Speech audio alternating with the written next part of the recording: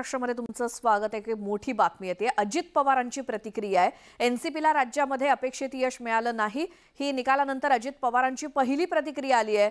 कुठलंही अपयश हे अंतिम नसतं, निकालाचं विश्लेषण केलं जाईल। तसंच एनडीएचा विजय आणि सुनील तटकरे रायगड लोकसभा मतदारसंघातून निवडून आल्याबद्दल उपमुख्यमंत्री अजित पवार यांनी त्यांचं अभिनंदन केलं। अजित पवार यांची ही पोस्ट आली आहे सोशल मीडियावरती।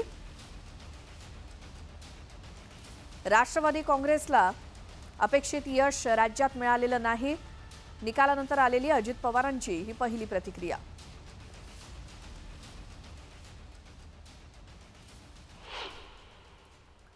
आणि आता एक सविस्तर बातमी। लोकसभा निवडणुकीत शरद पवारांनी आपल्या मुरब्बी राजकारणाची पुन्हा एकदा चुणूक दाखवली।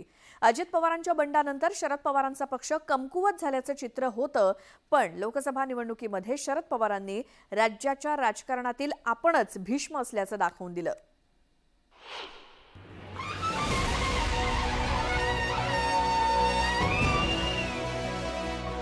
लोकसभा निवडणुकीत शरद पवारांच्या नेतृत्वाखाली राष्ट्रवादीच्या तुतारीचा सूर घुमलाय।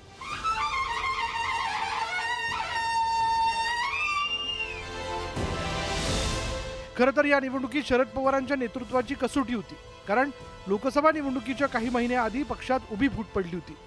अजित पवारांच्या बंडामुळे बहुतेक आमदारांनी अजित पवार गटाची वाट धरली होती। त्या तुलनेत शरद पवारांच्या पाठीशी डझनभर आमदारांचं पाठबळ होतं।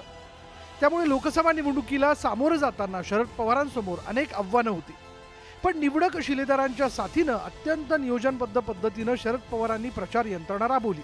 महाविकास आघाडीच्या जागा वाटपात शरद पवारांनी जास्त जागा लढवण्याऐवजी निवडून येणाऱ्या निवडक जागा लढवल्या। खरं तर सांगलीच्या जागेवरून महाविकास आघाडीत वाद रंगला होता, पण ते पेल्यातलं वादळ ठरलं। पवारांनी महाविकास आघाडीच्या एकीला तडा जाऊ दिला नाही। शरद पवारांनी राज्यात लोकसभेच्या 10 जागा लढवल्या होत्या। महायुतीच्या उमेदवाराच्या राजकीय शक्तीचा अंदाज घेऊन प्रत्येक मतदारसंघात उमेदवार दिले। राज्यात सर्वाधिक राजकारण हे माढा लोकसभा मतदारसंघात झाल्याचं पाहायला मिळालं।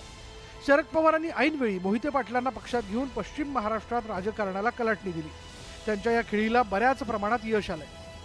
7 जागांच्या वर आज आम्ही खुश आहोत। याचा अर्थ 10 जागा निवडून 7 मध्ये विजय मिळण्याच्या संबंधीचं चित्र, याचा अर्थ सायकिंग रेस हा राष्ट्रवादी काँग्रेसचा या निवडणुकीमध्ये निश्चित सन्मान झालेला आहे। या निवडणुकीत पवार काका पुतण्यांमध्ये राजकीय संघर्ष पाहायला मिळाला।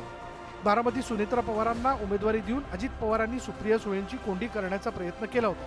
तसंच शिरूरमध्येही शिवसेनेच्या शिवाजीराव आढळराव पाटलांना पक्षात घेऊन उमेदवारी देण्याची खेळी अजित पवारांनी केली होती। पण राजकीय डावपेचात आपण गुरु असल्याचं शरद पवारांनी पुतण्या अजित पवारांना पुन्हा एकदा दाखवून दिलं होतं। मोठी झेप घेण्यासाठी शरद पवारांनी एक पाऊल मागे घेतल्याचं पाहायला मिळालं।